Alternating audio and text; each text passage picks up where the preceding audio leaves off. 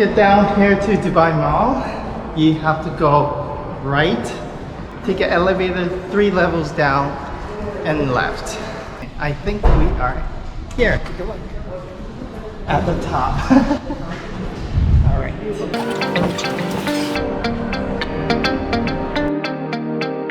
The Dubai Mall is also connected to the world's tallest building.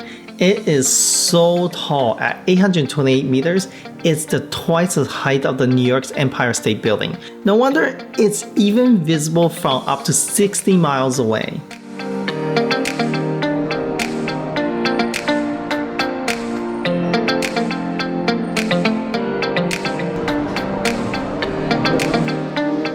Now, I understand you are watching DIY destinations because you are probably like me and wanted to travel on a budget.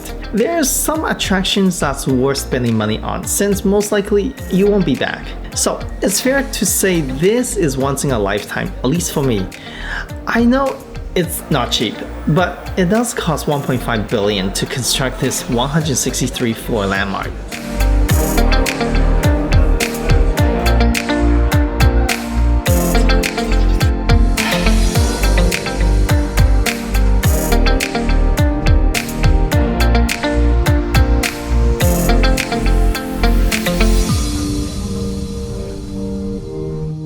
The Burj Khalifa features 8 escalators and 57 elevators, including the world's 3rd fastest elevator. Its maximum speed is 36 kilometers per hour or 600 meters per minute. With that being said, let's enjoy this ride. It's only going to take approximately 1 minute to the observation deck on the 124th floor.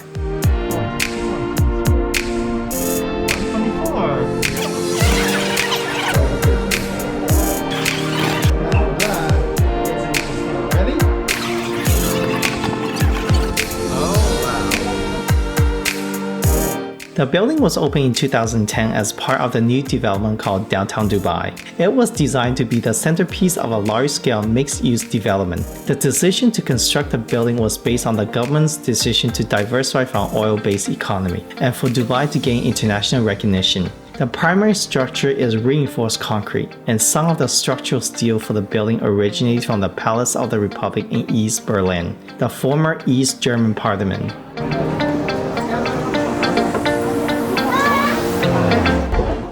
The weekend's extremely crowded. It's full house right here. Now, the construction of this building started in 2004 and was completed in 2009. By the time it was completed, it became the world's tallest freestanding building, surpassing the Taipei 101 Tower with a height of 828 meters, or just little half a kilometers.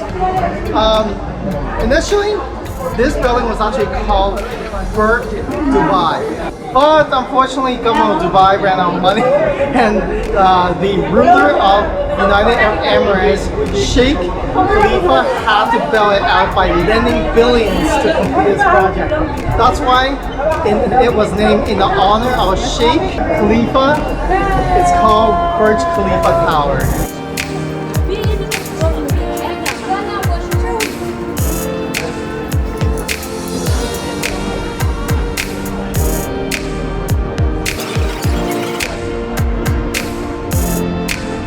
The design was headed by the same firm that designed the Sears Towers in Chicago, a previous record holder for the world's tallest building. It is derived from the Islamic architecture of the region, such as the Great Mosque of Samarra. Now that is one heck of a view to to live for.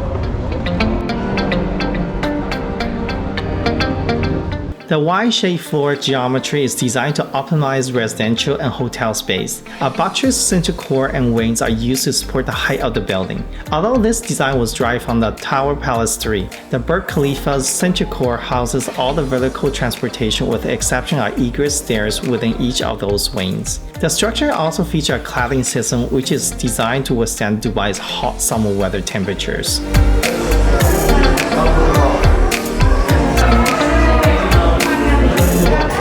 Now, as with every single tourist attraction here, you can expect and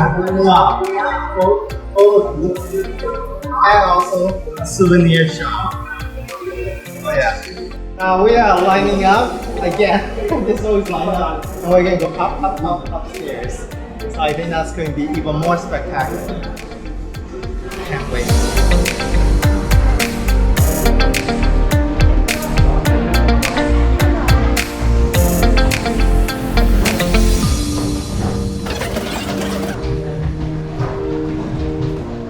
Absolutely full house.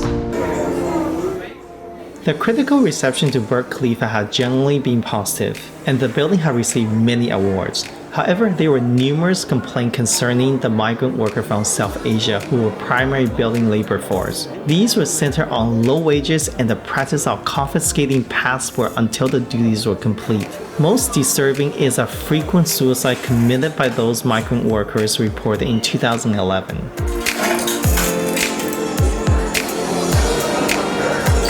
There's also lineups going down, and as you can see,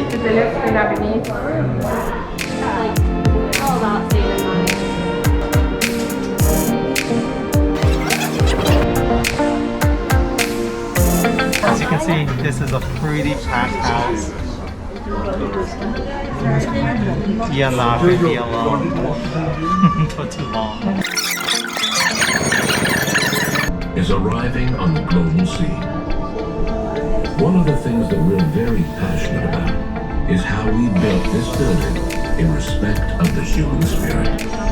Respecting the city we live in, respecting our people, and respecting quality as well in what we do.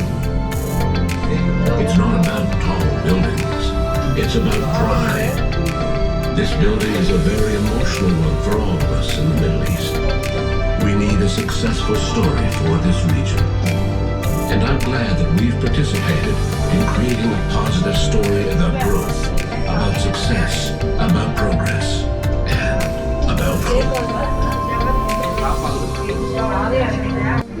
All right, we are done.